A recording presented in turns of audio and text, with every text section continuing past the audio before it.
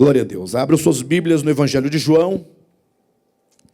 E vamos lá, eu quero muita atenção dos irmãos hoje, porque nós estamos tocando em aspectos nevrálgicos da verdade. Que maravilha é poder olhar para trás e ver como que Deus, Ele tem caminhado conosco na nossa história, né, de ministério. Estamos agora dentro da casa dos 18 anos de ministério. Começamos em 1999. Portanto, este ano passado, em dezembro, nós fizemos 17 anos completos. E agora estamos caminhando para os 18 anos. Estamos já atingindo a maioridade. Se tiver alguma relação aí com o que se entende aqui no Brasil por maioridade, com o que a Bíblia fala sobre a maioridade dos filhos de Deus, então nós estamos exatamente no ano do Evangelho de João, que de todos os evangelhos, os escritos, é o evangelho da maioridade. Não parece uma coisa assim, combinada? Fala a verdade. Não, os irmãos estão entendendo? Não parece uma coisa arranjada? O pastor Alexandre sentou lá e tal, mas não, as coisas acontecem tão naturalmente que nós vamos percebendo esses links com o tempo. De repente, estamos na casa dos 18 anos e estamos tratando exatamente da maioridade dos filhos de Deus a partir do Evangelho de João. Que maravilha! Mas olhem na sua Bíblia, nós já falamos muita coisa do versículo 1 do capítulo 1 até o versículo 14, e eu quero que vocês atentem para um detalhe, porque a partir do versículo 15, você tem aí o testemunho de João Batista, sim? Você tem, a partir do versículo 19, João repete o seu testemunho, tá certo aí? No versículo 29, João Batista torna a repetir o seu testemunho, e aí depois vem o batismo de Jesus. Então, eu quero que os irmãos vejam isso, que os irmãos não fiquem assim, perguntando por que João Batista... Não, tudo bem, que João Batista deu o seu testemunho, é natural, porque ele veio como testemunha, a fim de dar o testemunho acerca do Logos, da vida, da luz. Mas a Bíblia, de repente, diz, a Escritura, que João repete o testemunho. E depois diz que ele torna a repetir o testemunho. Isso um após o outro. Seria, porventura, uma mera descrição de que João Batista tivesse dado o seu testemunho, depois repetido o seu testemunho, depois repetido outra vez? Os irmãos vão perceber, eu não vou entrar hoje aqui, porque eu tenho uma mensagem adicional para fazer antes de entrar nesses testemunhos do João, mas só para os irmãos começarem a refletir sobre essas 3 vezes em que João dá o seu testemunho. A primeira vez, quando ele dá o seu testemunho, ele fala em relação ele fala acerca de Cristo em relação à lei. Podem observar aí. Na segunda vez em que ele dá o seu testemunho, porque algumas pessoas foram procurá-lo, ele vai dar o testemunho dele em relação aos profetas. E na outra vez que ele repete, ele dá o testemunho acerca do Cordeiro de Deus que tira o pecado do mundo. Então, a relação aqui está muito clara. Ele vai falar no seu testemunho acerca de Cristo em relação à lei, acerca de Cristo em relação aos profetas, e acerca do Cristo enquanto Cristo, Cordeiro de Deus, que tira o pecado do mundo, que é de fato a sua missão.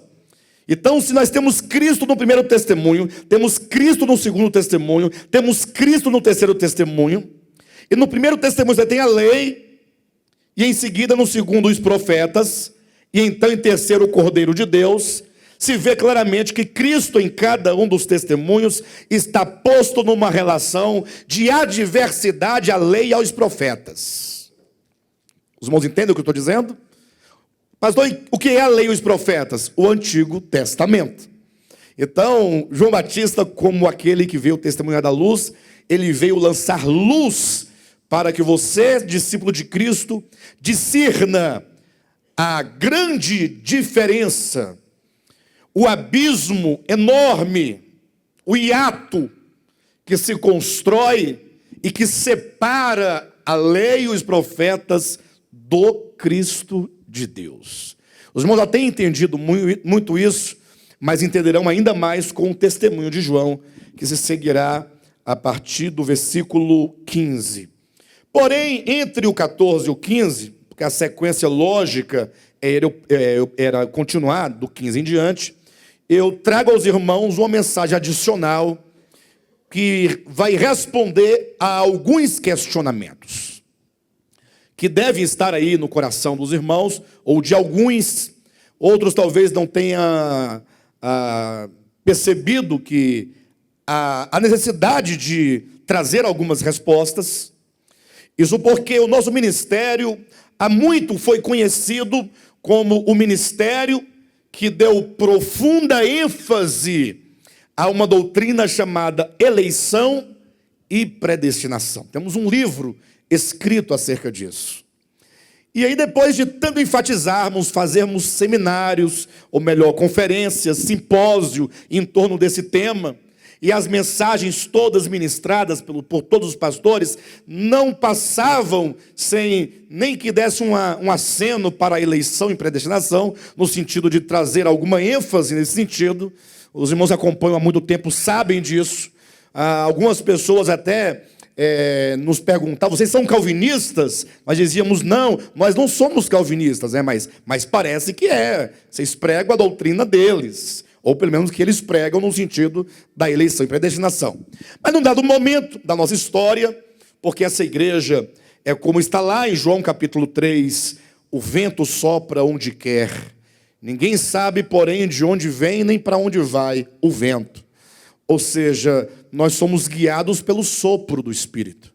Ele vai soprando e nós vamos. E às vezes esse sopro é um pouco mais forte e causa uma certa tempestade, às vezes, na nossa experiência de igreja, mas logo em seguida vem uma calmaria, logo em seguida vem a aprovação de Deus, logo em seguida vem uma manifestação de Deus em revelação abundante, como prova de que Deus está no controle da sua obra. E a partir de então, começamos a dar uma ênfase diferente. Agora, darmos uma ênfase numa outra verdade, que é a verdade acerca da salvação das nações. Quantos estiveram conosco nesse ministério desde o seu começo, sabe que nós sempre anunciamos os eleitos de Deus, escolhidos, separados para um supremo propósito.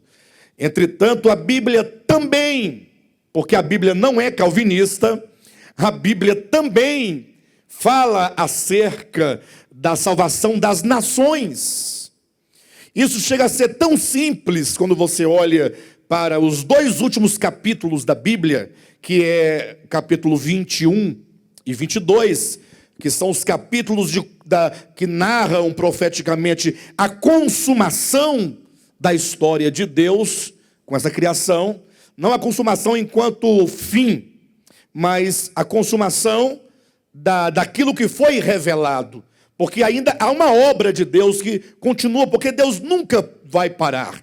Deus é dinâmico, Deus nunca será inativo, Deus nunca vai se aposentar. Ainda tudo se depender, né? Mas eu digo assim, Deus não vai. A obra de Deus é tanto a obra criadora quanto a obra, enfim, essa obra de Deus, ela não para. Então, os dois últimos capítulos do Apocalipse narram o encerramento dessa revelação, até onde Deus quis nos revelar. E para nós, enquanto seres finitos, que pensamos ainda finitamente, para nós é a consumação da nossa história. Amém? Bem, mas o que constam que consta nesses dois capítulos finais? Foi o que eu acabei de colocar. João diz: vi novo céu e nova terra. Aí você fica imaginando que Deus, ele agora aquela era de pecado, de treva e de muita coisa ruim passou. Houve agora a restauração de todas as coisas. João declara ver novo céu, nova terra. O mar já não existe dor, nem lágrima, nem morte, nem sofrimento, nem luto. Tudo se fez novo. Portanto, é um novo momento. Uma vez realizado isso, novo céu, nova terra, aí nós nos deparamos com duas coisas importantes. João vê a nova Jerusalém, que desce do céu da parte de Deus, ataviada como noiva, e olha que o anjo lhe disse que ele revelaria, mostraria a noiva, a esposa do Cordeiro. Portanto, João ele vê aquilo que é dito, ali o que é chamado simbolicamente a nova Jerusalém, em verdade, em realidade, é a noiva de Cristo. Basta que você leia com atenção. E diz então que essa terra nova haverá nações. Diz que as nações andarão à luz desse grande candelabro que é a Nova Jerusalém. Eu falo candelabro porque a Nova Jerusalém, se você observar o seu desenho profético, simbólico, diz que no topo tem uma grande lâmpada, que é o próprio Cristo, cuja luz é o Pai. E se a igreja, então, a noiva é essa cidade, então é como a igreja fosse um grande candelabro sustentando uma grande luz. Os irmãos entendem isso? E é para iluminar as nações sobre a terra. A teologia convencional não passa por aí. Ignora completamente, em razão do seu pensamento maniqueísta, greco-romano, e que também vem desde lá de trás, da Babilônia, da Síria, do Egito, esse pensamento em que se inventaram, na verdade, dois mundos, dois reinos, dois deuses que lutam contra o outro, e o final de cada um é que você estará ou no lugar muito bom, ou no lugar muito ruim. Isso não é bíblico, a Bíblia não ensina dessa maneira. O fato é que, se eu começar a leitura da Escritura de trás para frente, logo eu me deparo com uma verdade. Quando tudo estiver consumado, eu me refiro à obra de criação e também à obra de redenção, o fato é que haverá a igreja, enquanto corpo de Cristo, enquanto noiva ou esposa do Cordeiro, e haverá um outro grupo de pessoas que irão compor as nações sobre a terra. Quantos que contemplam isso? E é neste momento, então, que esse De Volta à Palavra, esse ministério, ele não pode jamais ser comparado com o calvinismo. Alguém poderia dizer, pastor, vocês começaram a enfatizar agora as nações. Esse livro, A Dragama Perdida, fala sobre a salvação da humanidade, de todos os homens. Vocês, porventura, abandonaram a doutrina da eleição e predestinação? Eu digo, jamais. Nunca nós cremos tão fortemente e, sobretudo, nós nunca entendemos essa doutrina de maneira tão clara e límpida como agora. E é preciso, portanto, aqui estabelecer aqui algumas diferenças do que a própria Bíblia nos mostra em relação a isso, para que os irmãos possam não somente ter paz, mas que os irmãos compreendam o propósito eterno de Deus e o supremo propósito de Deus. Olhem para mim, por um momento, ou melhor, para a sua Bíblia, João capítulo 1, versículo 12. Mas a todos quantos o receberam, deu-lhes o poder de serem feitos seus filhos. Ou melhor, deu-lhes o poder de serem feitos filhos de Deus, a saber, aos que creem no seu nome, os quais não nasceram do sangue, nem da vontade da carne, nem da vontade do homem, mas de Deus. E o Verbo se fez carne e habitou entre nós, cheio de graça e de verdade, e vimos a sua glória, glória como do unigênito do Pai. E aqui neste momento eu quero começar a estabelecer, para que os irmãos me acompanhem no pensamento a alguns pontos. Primeiramente, ponto a ponto, cada um separado, um do outro, depois reunindo todos eles para que você contemple a beleza do propósito de Deus. Quando nós olhamos para a criação de Deus em Gênesis capítulo 1 e capítulo 2, sobretudo no que tange a criação do homem, nós logo ali podemos extrair uma primeira verdade. Quando Deus criou todas as coisas, quando Deus criou o homem, nós estamos aqui diante de um tema bíblico e de uma verdade, sobretudo de uma realidade, que fala acerca da paternidade de Deus. Ou seja, Deus, Ele é o Pai de todos os homens. Não é sem razão que, se no Antigo Testamento nós somos levados pela revelação possível daquele tempo a olhar para Deus, primeiramente como Elohim, como está lá em Gênesis capítulo 1, versículo 1. No princípio criou Deus, Elohims, os céus e a terra. Depois esse Deus vai se revelando como o Iavé, aquele que é. E você vai continuando, esse Deus vai se tornar conhecido nas páginas do Antigo Testamento como sendo o Deus de Abraão, de Isaac e de Jacó. Inclusive até hoje tem muitos pregadores e grandes oradores, não oradores no sentido da prédica, mas os oradores profissionais, aqueles que fazem longas orações, costumam orar: ó Deus de Abraão, Deus de Isaac, Deus de Jacó, nesta noite nós... Não é assim? Porém, se nas páginas do Antigo Testamento nós vemos Deus com esses nomes, nós nos surpreendemos quando vem Jesus de Nazaré, que embora visto pelos homens como um mero homem, filho de Maria, o fato é que, como diz o versículo 14, ali é Deus encarnado, o verbo se fez carne, e agora este simples homem, que na verdade é o Deus eterno, que é a vida, que é a luz, leia os evangelhos. Quando ele ora dizendo: Pai. E quando ele ensina os discípulos a orarem, ele diz: quando vocês orarem, dirijam-se a ele dizendo: Pai nosso.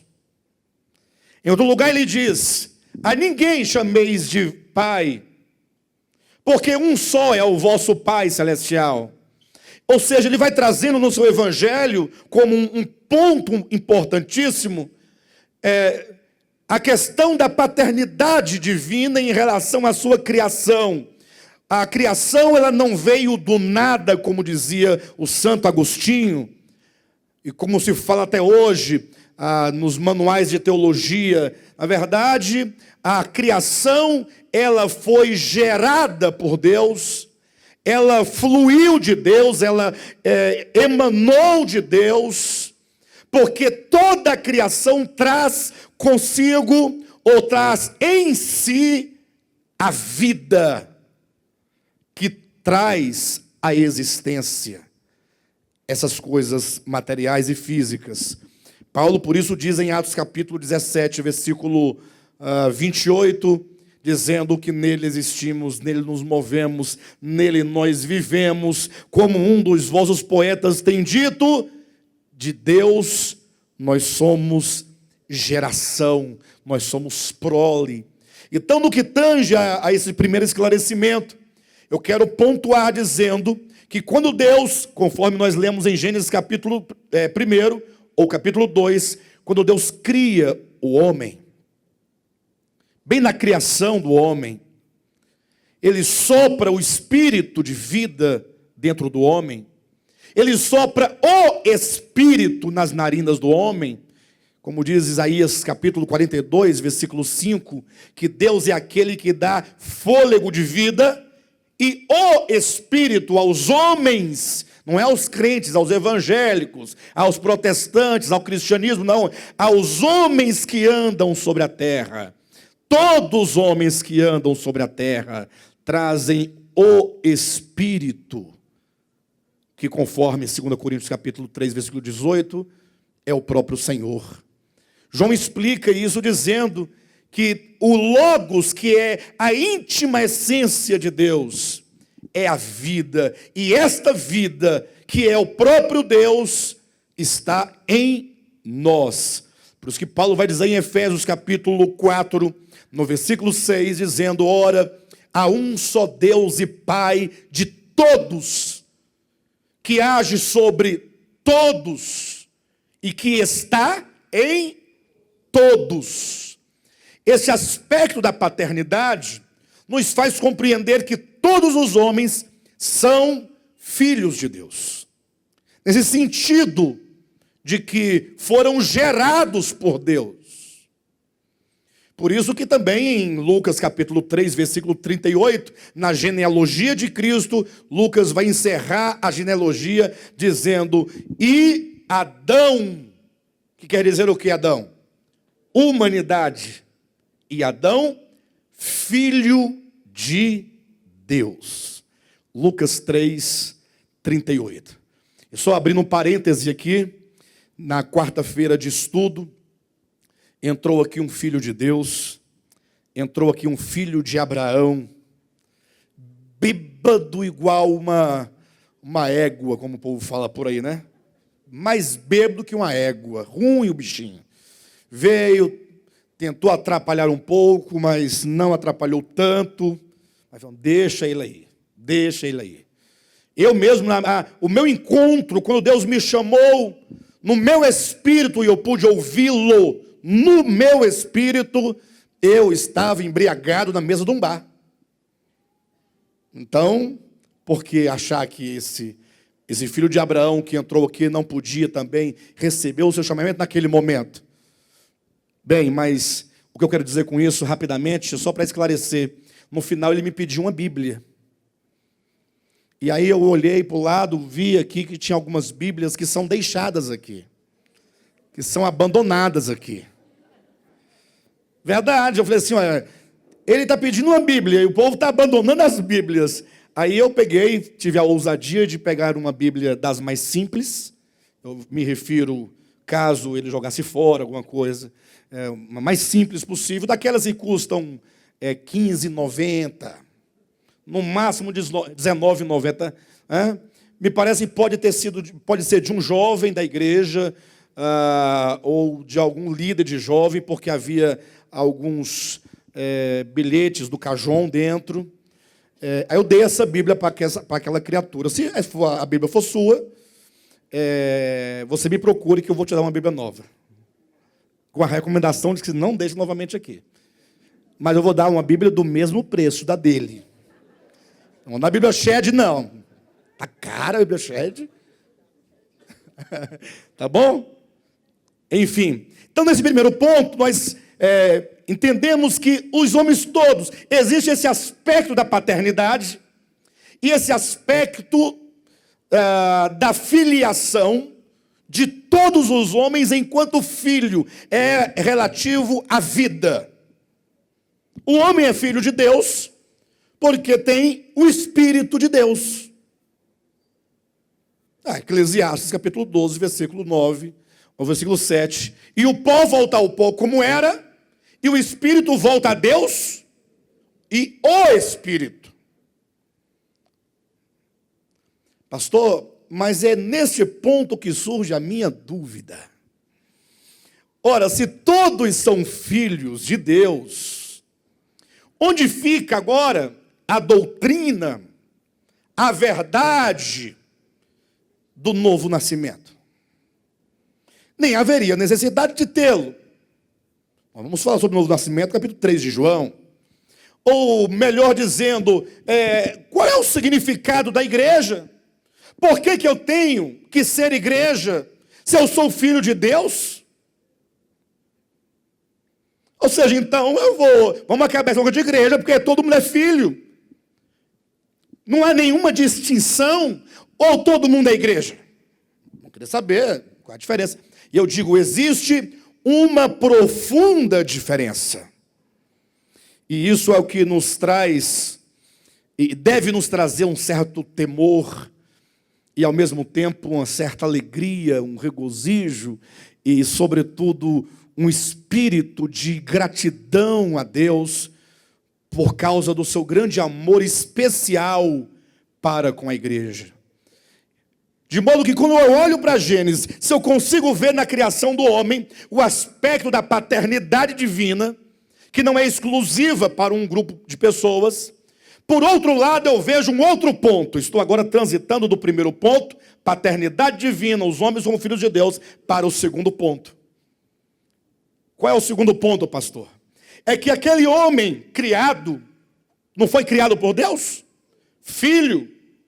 Qual é o aspecto aqui da relação Deus criador e o homem criatura? A relação é a vida, é o Espírito que o faz filho de Deus. Porém, quando nós vamos acompanhando a revelação de Deus ao longo da Escritura, vamos chegar até o Novo Testamento, quando Paulo faz uma tremenda revelação acerca daquele homem criado, dizendo que, ainda que de fato existisse, houve ali a criação de um homem que tem uma relação de vida com Deus, que é filho e Deus é pai, há aqui um aspecto profético. Este homem criado, ele vem também a representar um outro homem, um segundo homem, cujo cabeça é Cristo.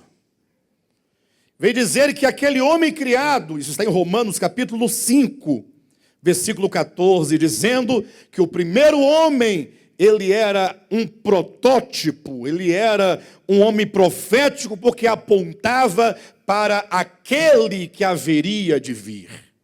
E agora então, quando fala daquele que haveria de vir, eu não devo mais agora estar olhando para esse aspecto da humanidade enquanto filha de Deus, mas eu preciso olhar para o aspecto profético do Filho de Deus, que é Deus que se fez carne e que agora ele tem toda uma obra a realizar. E é nesse ponto então que vai entrar um elemento interessante.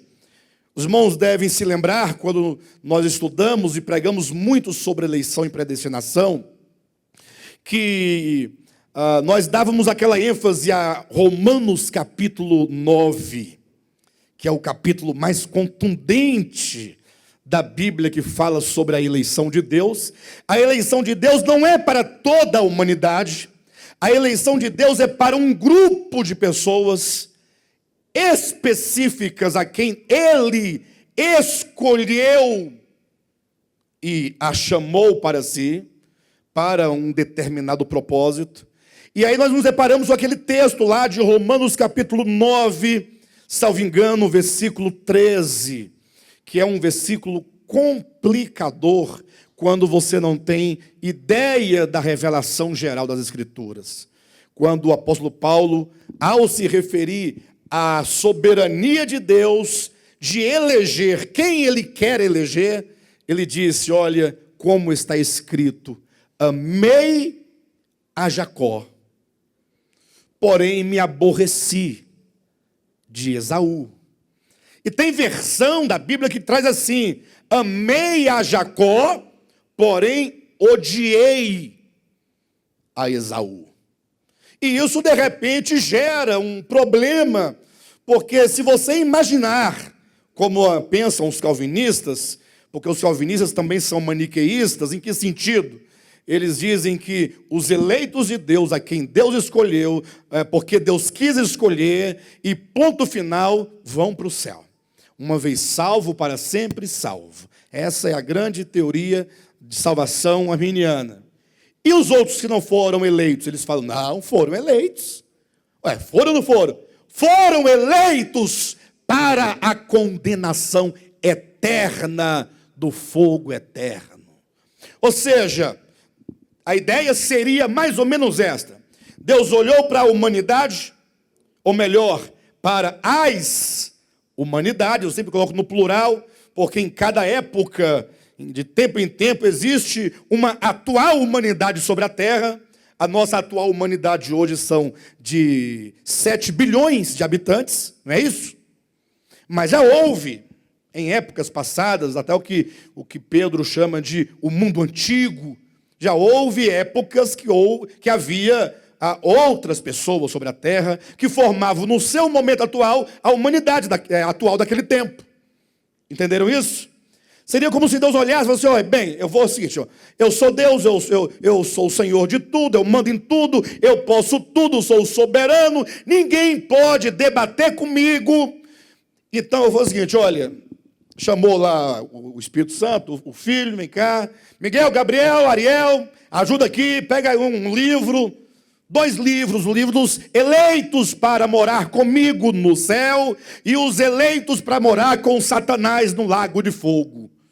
Aí começou, anota aí, primeiro no livro do Satanás, Josué, Argolo, aí colocou lá, nem existia o coitado, mas esse Deus já havia predestinado, já está selado, o destino de alguém que não existe estaria selado para queimar eternamente nas chamas do fogo eterno. E não pode esquecer, Gabriel, presta atenção, de colocar o enxofre. Agora, no livro daqueles que vão morar comigo no céu, coloca aí o nome do Jailson. Jailson Dantas. Bem claro, que fique claro. E aí foi dividindo. E não foi nem dividindo.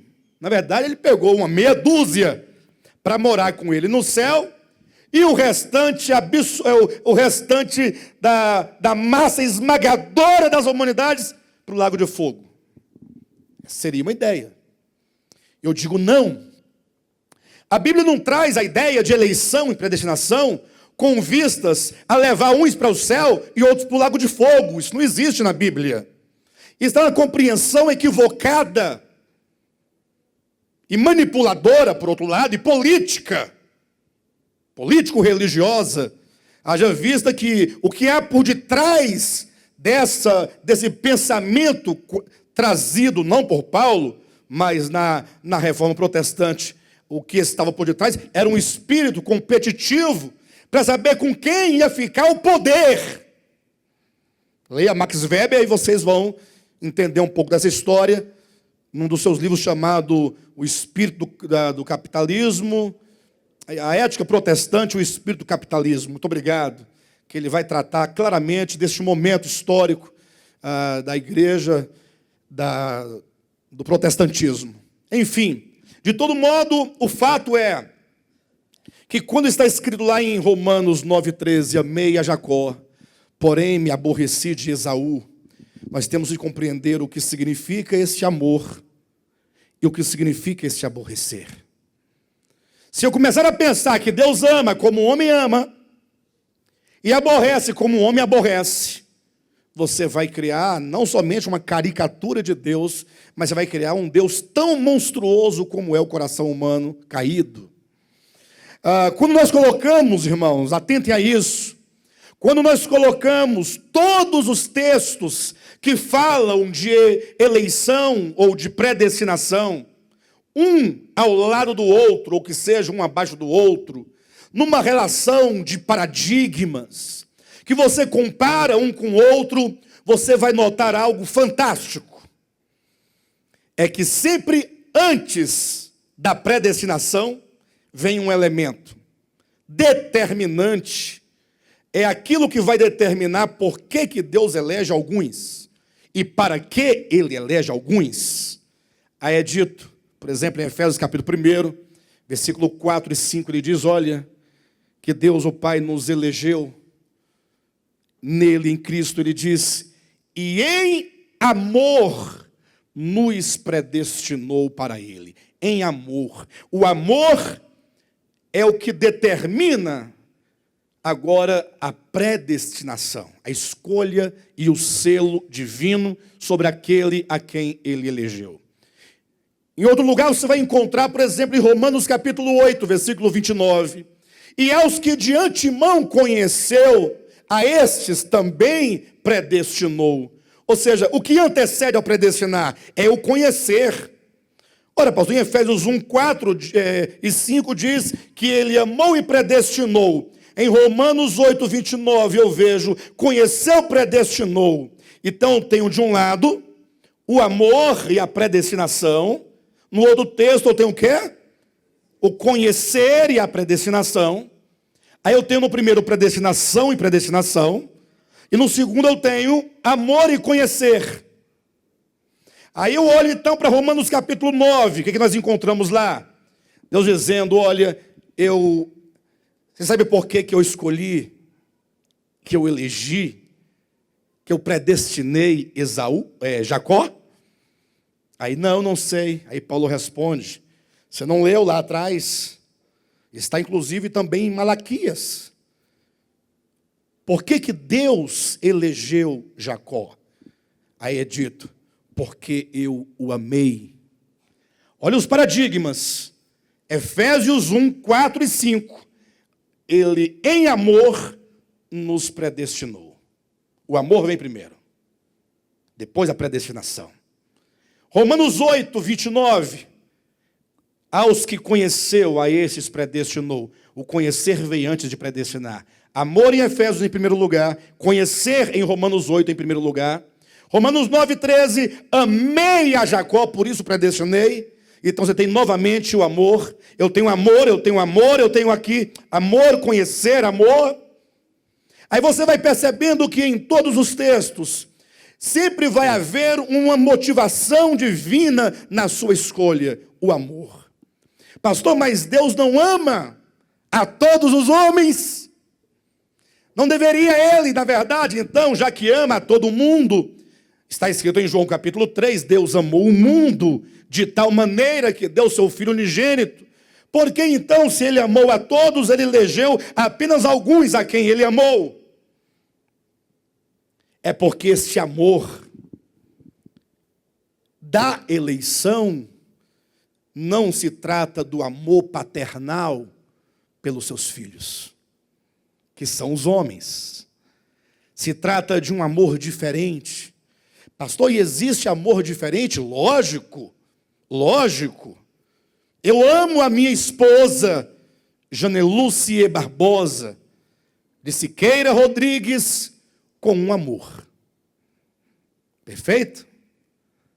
Eu amo as irmãs desse ministério, amo os irmãos desse ministério, independentemente se é homem ou mulher, com um amor diferente. E tem hora que eu tenho que amar a minha esposa também com um amor fraternal. Mas o marido que ama a esposa somente com amor fraternal, seu casamento está falido.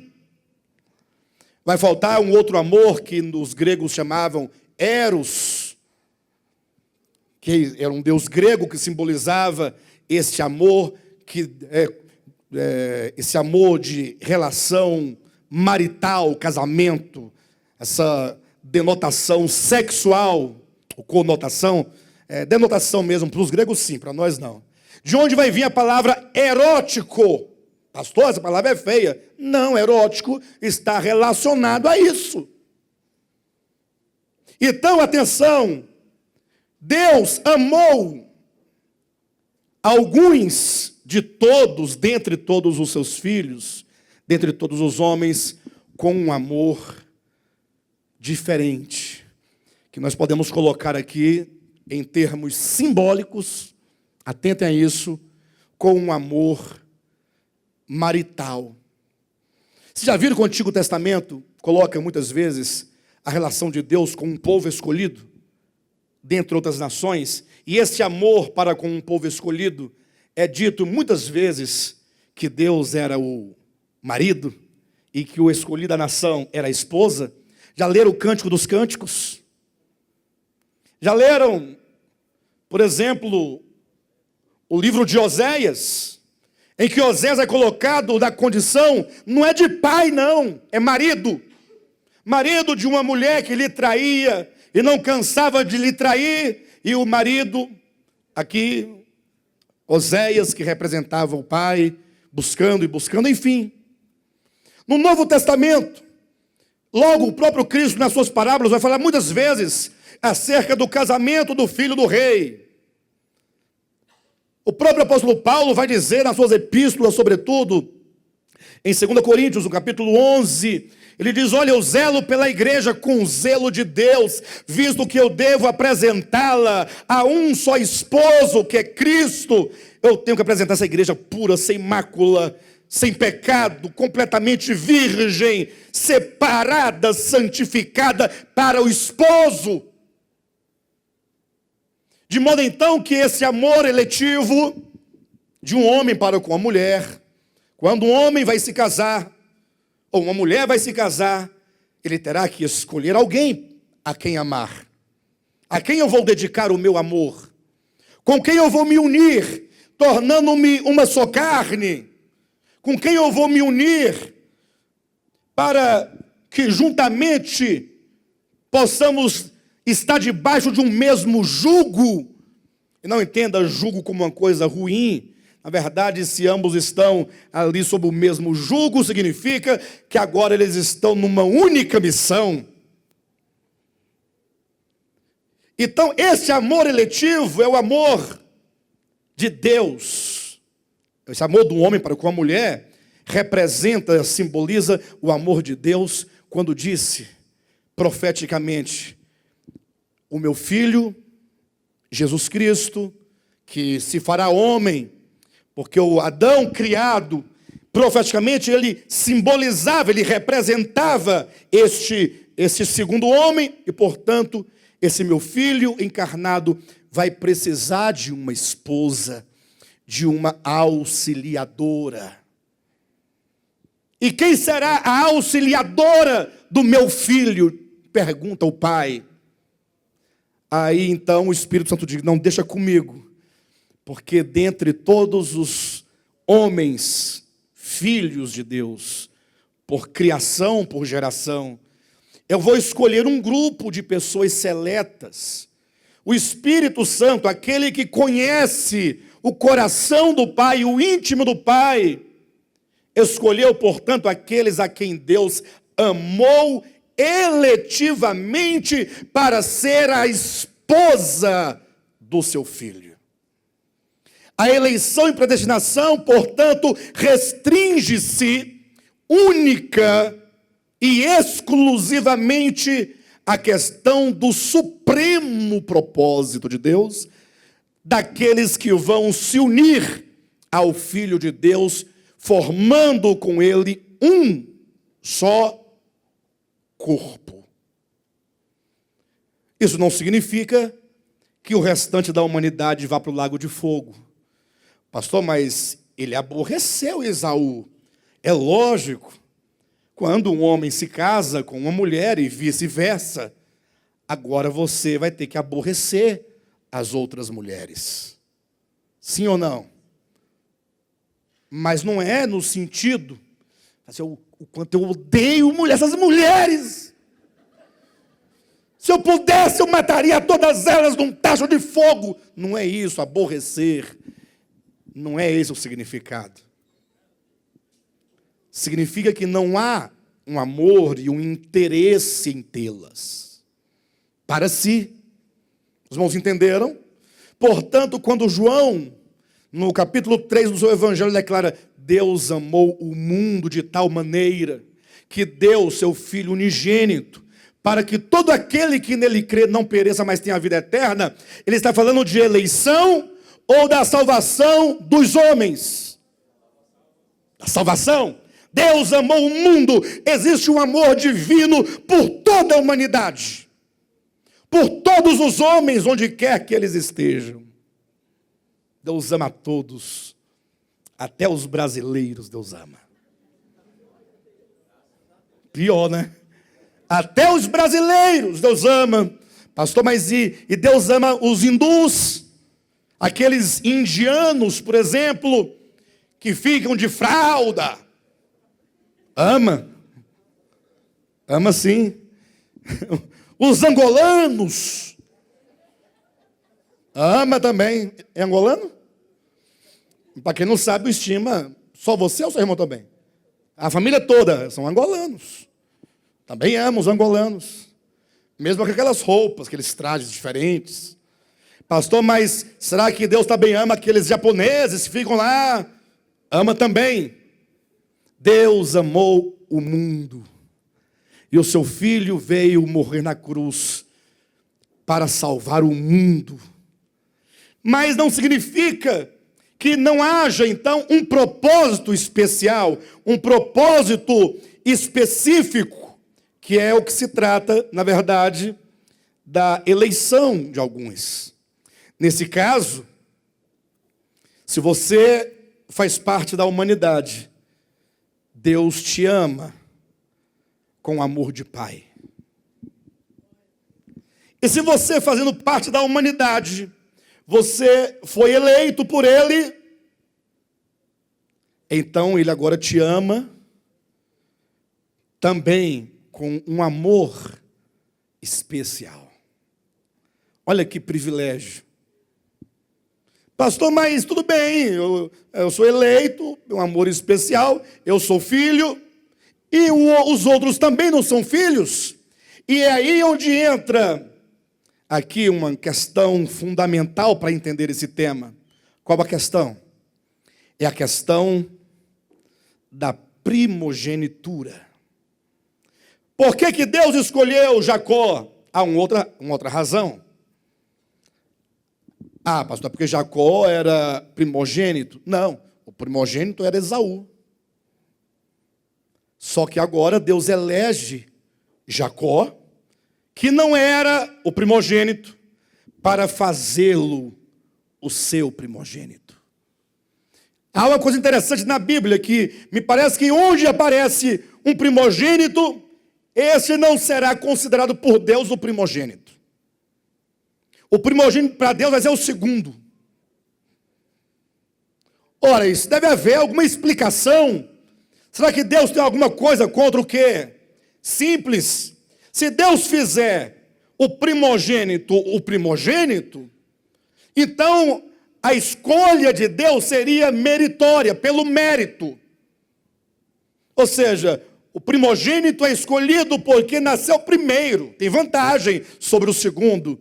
Aí Deus diz, não, mas a minha escolha não é baseado se ele veio primeiro, a escolha é minha, a quem eu amo, portanto o meu primogênito não quer dizer exatamente o primeiro. Ser primogênito na Escritura significa ter alguns privilégios, por causa da eleição. Por isso que os primogênitos da Escritura, do Antigo Testamento, são colocados como sendo aquele que herdava do pai a autoridade. Na ausência do pai, a autoridade é o primogênito. Com a morte do pai, quem assumia o governo era o primogênito. O primogênito também tinha direito à porção dobrada da terra, tinha direito ao exercício do sacerdócio, tinha direito ao exercício da realeza. Portanto, os primogênitos, como diz, amei a Jacó, o tornei o meu primogênito, porque o primogênito era Esaú. Então agora este recebe alguns privilégios. Esses eleitos recebem. Os irmãos vão entender por que recebem ou receberão alguns privilégios. É por isso que em Hebreus, no capítulo 13, ou capítulo 12, salvo engano, fala acerca da igreja dos primogênitos. Quem aqui na sua família é primogênito? Foi o primeiro filho? Poucas pessoas. Então imagine se Deus fosse formar uma igreja só de primogênitos. Eu sou o último, eu estava no inferno há muito tempo. Lago de fogo. O que quer dizer a igreja dos primogênitos? A igreja dos eleitos, a quem Deus fez primogênito, a quem Deus amou eletivamente. Ora, todos os demais são filhos. Olha, os primogênitos também são filhos.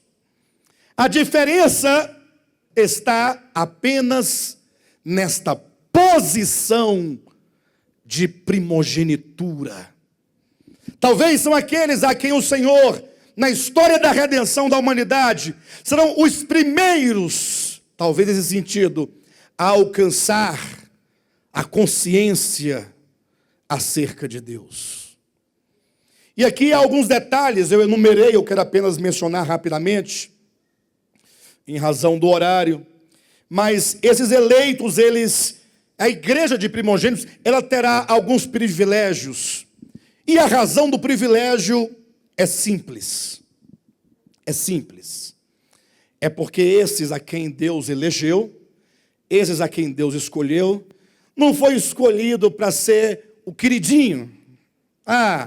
Deus escolheu o Roger, você é apenas o queridinho.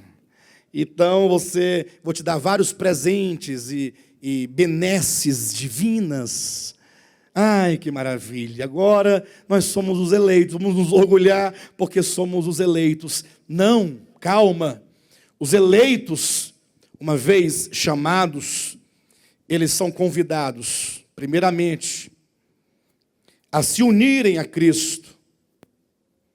Não somente no que tange a crer no Evangelho, mas nós somos chamados a sofrer com Ele. Porque o Filho de Deus, o Cristo de Deus, Ele tem uma obra, e pelo menos parte dessa obra nós conhecemos, que está registrada na Escritura. Ele tem uma obra de salvação para a humanidade, de alcançar a todos os homens. Ele morreu na cruz e Ele está salvando, e buscando, e resgatando, e ensinando, e melhorando o homem.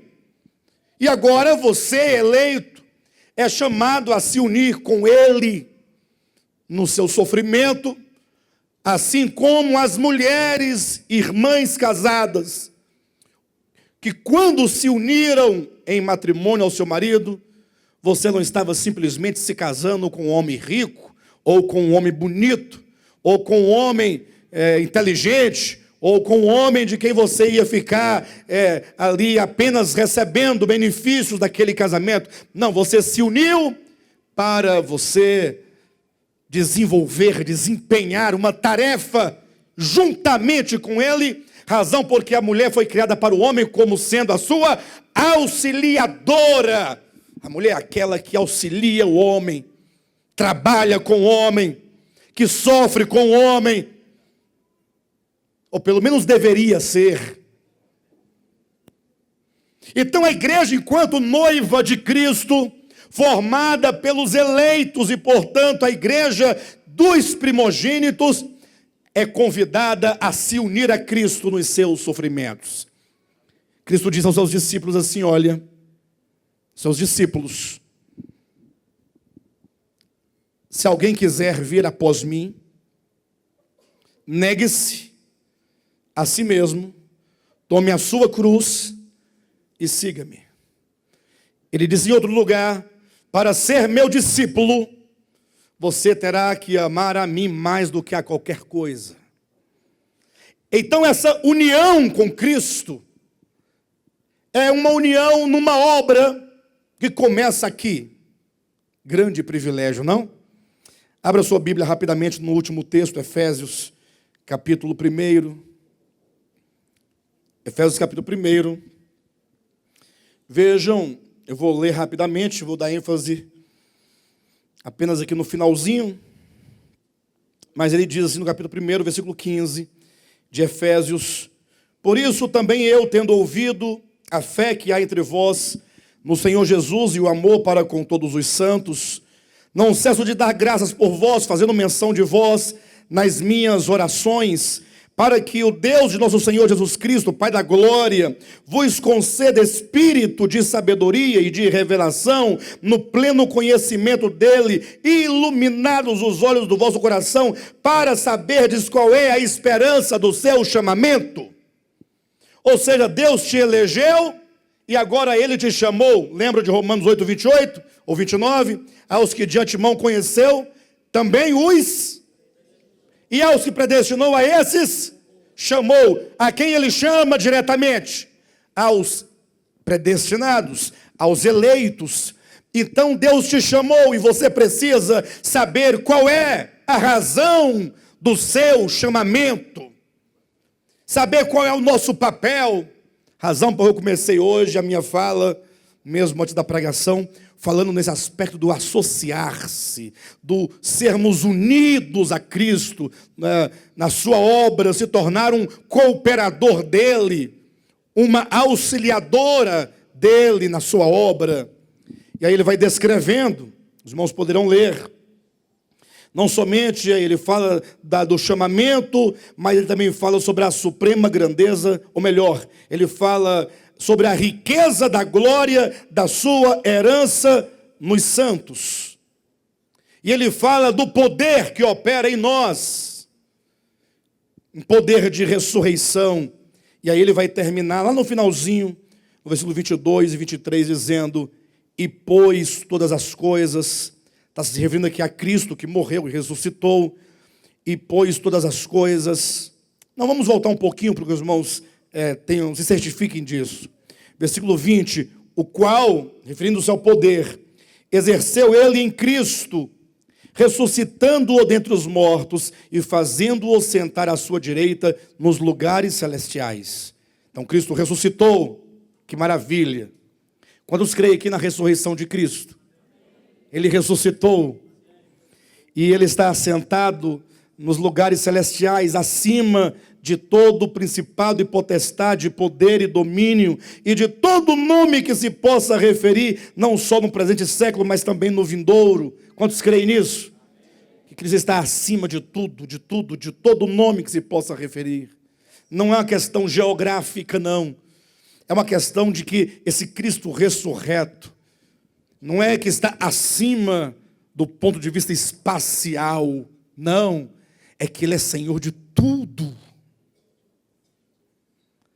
Ele está acima de qualquer nome que se possa referir, do Lula, da Dilma, do Temer, assim como também de principados e potestades, não somente no presente, mas também no futuro.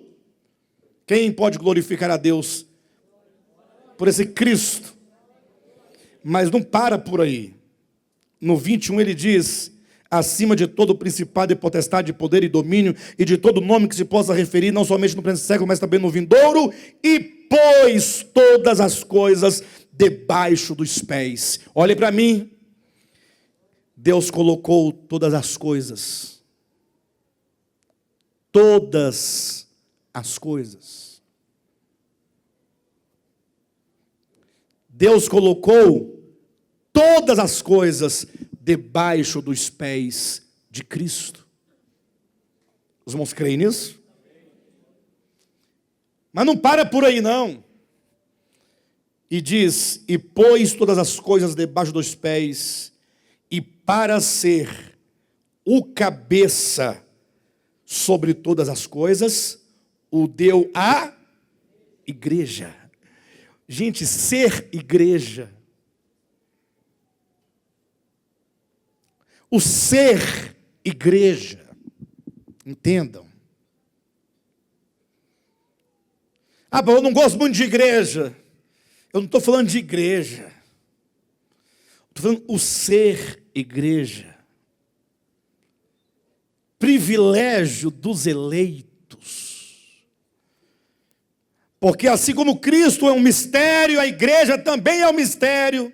E a união de Cristo com a sua esposa, que é a igreja, constitui-se no grande mistério. Lembram de Efésios, lá no capítulo 5, quando Paulo vai tratando, explicando para os varões e varoas da igreja, casados, dizendo: marido, ama sua esposa, como Cristo amou a igreja. Ele fala: mulheres, sejam submissas ao vosso marido, como a igreja a Cristo. Vai comparando. Aí ele vai dizendo: por que vocês têm que ter esse viver de casal bem bonitinho e certinho? Porque está escrito lá em Gênesis 2:18, deixará o homem a seu pai e sua mãe, e se unirá à sua mulher, e se tornarão os dois uma só carne. Aí ele diz no versículo 32, grande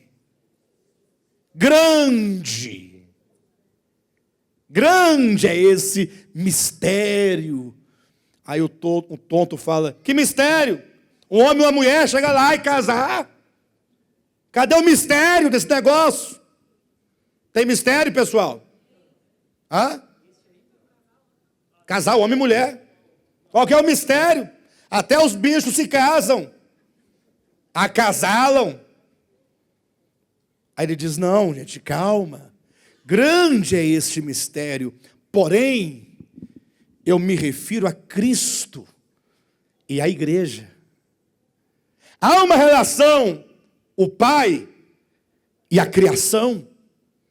Mas há uma relação de Cristo com a sua igreja eleita e preciosa. Então, para que esse Cristo de Deus, o eleito do Pai, inclusive o Filho, para dominar sobre todas as coisas, Deus o Pai pegou o Filho e o deu aos eleitos, para que ele seja para os eleitos o cabeça, e para que os eleitos sejam o seu corpo. Olha o versículo 22. E pôs todas as coisas debaixo dos pés, e para ser o cabeça sobre todas as coisas, o deu à igreja, a qual é o seu corpo, plenitude daquele que a tudo enche em todas as coisas. Ora, então, para que todas as coisas estejam debaixo dos pés de Cristo, é preciso que todas as coisas estejam debaixo da igreja, porque se a igreja é o seu corpo, em que lugar estão os pés? Não é na parte final do corpo? Cristo cabeça, a igreja o corpo. Acabou? Não. Depois dos pés da igreja, que é corpo de Cristo, que é um só com Cristo, existem agora todas as coisas.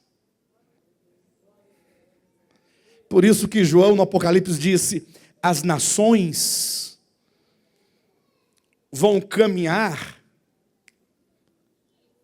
à luz da igreja glorificada. Gente, mas que coisa tremenda! Por isso que a Nova Jerusalém, que é a igreja glorificada, ela é representada não somente por uma cidade, porque fala de habitação e de coabitação, como também dá a ideia de um grande candelabro, uma grande luz, e as nações vão andar à luz desse Cristo corporativo, desse Cristo cabeça, cujo corpo, que não pode ser uma coisa estranha a Ele, tem que ser Ele.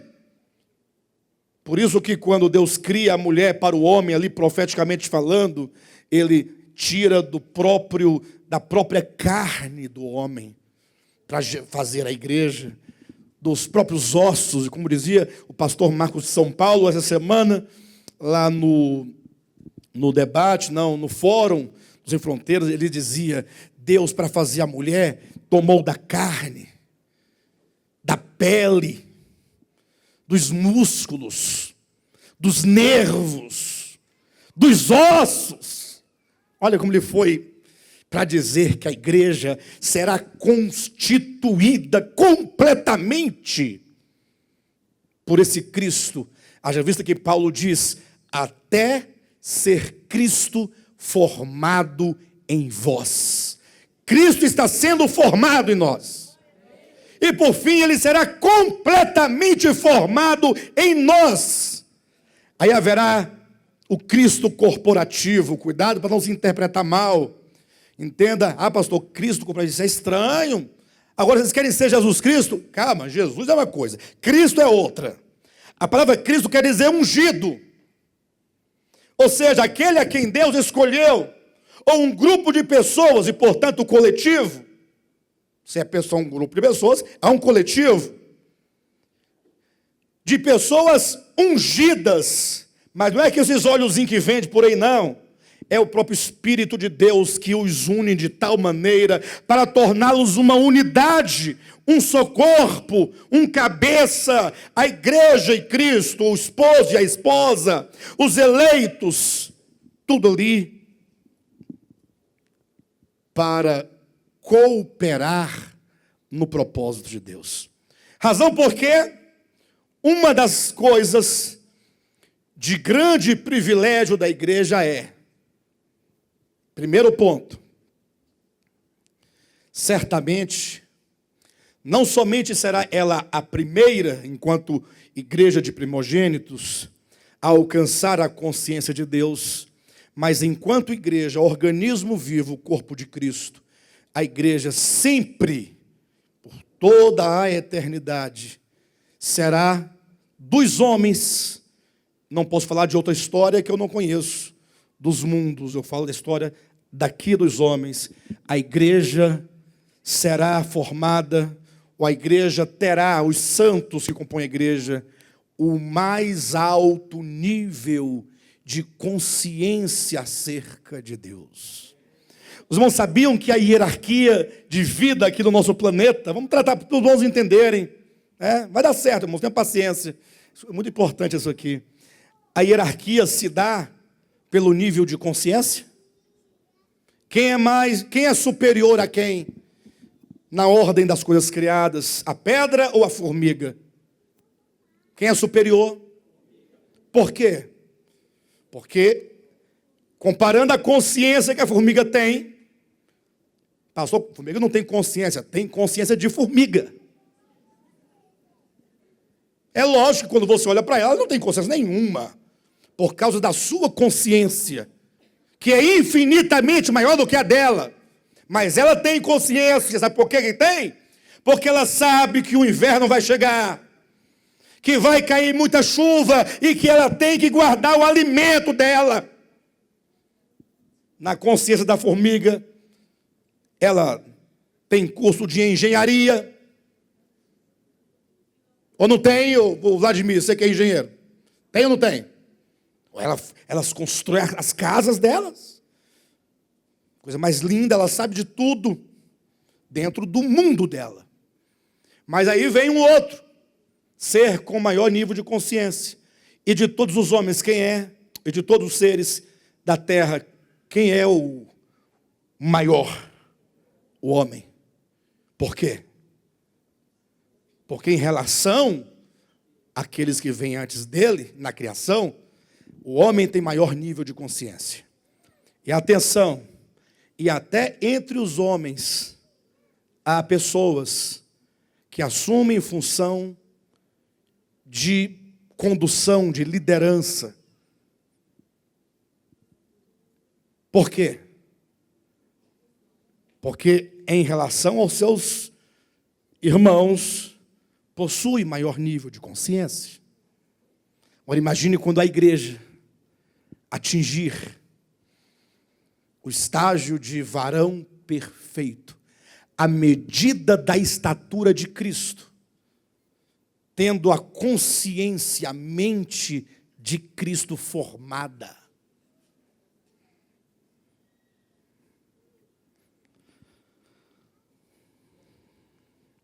Razão porque agora a igreja, sendo ela auxiliadora, porque ela sofreu, porque se uniu a Cristo como esposa, agora ela é coerdeira de todas as coisas e ela vai governar, olha a autoridade, juntamente com Cristo.